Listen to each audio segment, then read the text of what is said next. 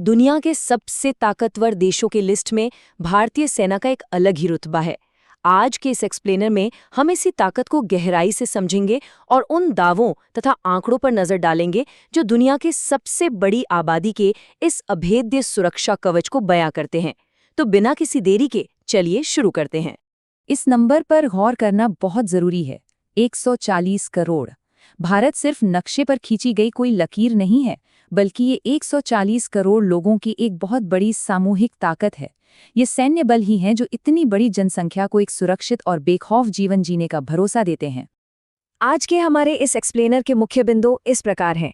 140 करोड़ की ताकत, भारतीय थल सेना का जमीनी दबदबा, वायु और नौसेना की क्षमताएं, मेक इन इंडिया और हमारे सैनिकों का अदम्य साहस। आगे बढ़ते हैं। शुरुआत करते हैं हमारे पहले भाग से, 140 करोड़ की ताकत। अब इस तुलना से ये बात बिल्कुल साफ हो जाती है। एक तरफ जहां अत्यधिक मुश्किल हालात में आम इंसान के शरीर की हिम्मत कुछ ही मिनटों में जवाब दे जाती है, वहीं दूसरी तरफ हमारे भारतीय जवान हैं। कड़कड़ाती ठंड हो या झुलसाने वाली गर्मी, ये बिना रुके महीनों तक ऐसे ही डटे रहते हैं। ये वाकई कमाल की बात है। -40 डिग्री सेल्सियस तापमान। दुनिया के सबसे ऊंचे युद्ध क्षेत्र सियाचिन की इन तस्वीरों को देखकर ही रोंगटे खड़े हो जाते हैं। जहां इस खून जमा देने वाली ठंड में एक पल बिताना भी नामुमकिन सा लगता है, वहां भारतीय सैनिक बर्फीले तूफानों का सीना चीर कर लगातार मुस्तैद रहते हैं। अब आते हैं दूसरे भाग पर, यानी भारतीय थल सेना और उसका बेजोड़ जमीनी दबदबा। जमीनी ताकत की बात करें तो अर्जुन और T-90 टैंक जैसे हथियार भारी गोलाबारी के साथ दुश्मन की सीमा में घुसकर तबाही मचाने का पूरा दम रखते हैं। और ब्रह्मोस, ये तो दुनिया की सबसे तेज सुपरसोनिक क्रूज मिसाइलों में से एक है। इसकी रफ्तार इतनी तेज है कि दुश्मन के रडार को संभलने का एक सेकंड भी नहीं मिलता, बचने का कोई मौका ही नहीं। और फिर है अग्नि मिसाइल।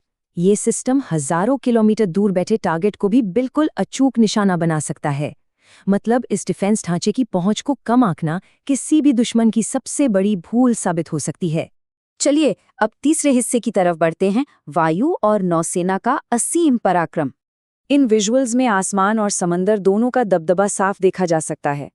आसमान में राफेल और सुखोई 30 MKI जैसे एडवांस्ड फाइटर जेट्स हवा को चीरते हुए अपना वर्चस्व कायम करते हैं।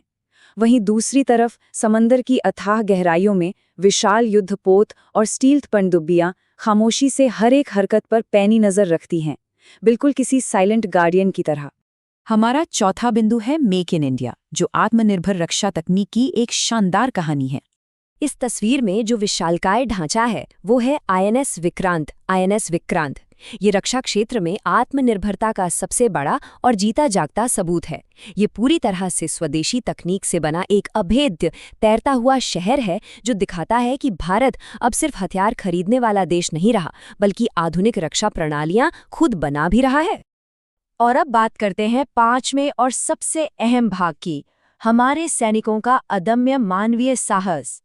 असल में बड़ी बड़ी मशीनों को चलाने के लिए भी इंसानी फौलादी जज्बे की ही जरूरत होती है। हमारे कमांडोज की ट्रेनिंग को ही ले लीजिए। हाई माउंटेन, खतरनाक घने जंगल और उफनते समंदर की लहरें, ये ट्रेनिंग इतनी ज्यादा कड़ी होती है कि केवल गिने चुने लोग ही इस आग के दरिया को पार कर पाते हैं।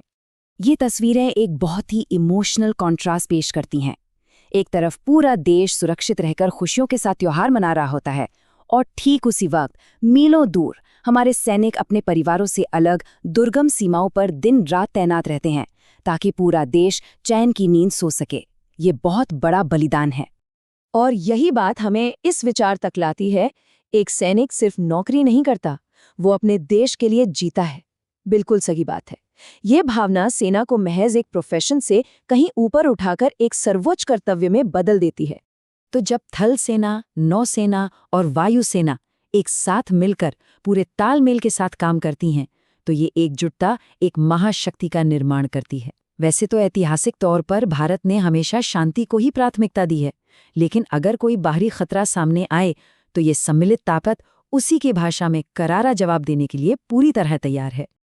अब अंत में इस पूरे एक्सप्लेनर से एक बड़ा सवाल निकलकर सामने आता है, एक देश को असल में सुपर पावर कौन बनाता है?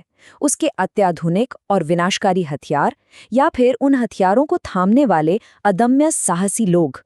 ये सवाल काफी कुछ सोचने पर मजबूर कर देता है। खैर, आज के इस एक्सप्लेनर को यहीं विराम देते हैं। जल्द ही एक नए और दिलचस्प विषय के विश्लेषण के साथ दोबारा मुलाकात होगी।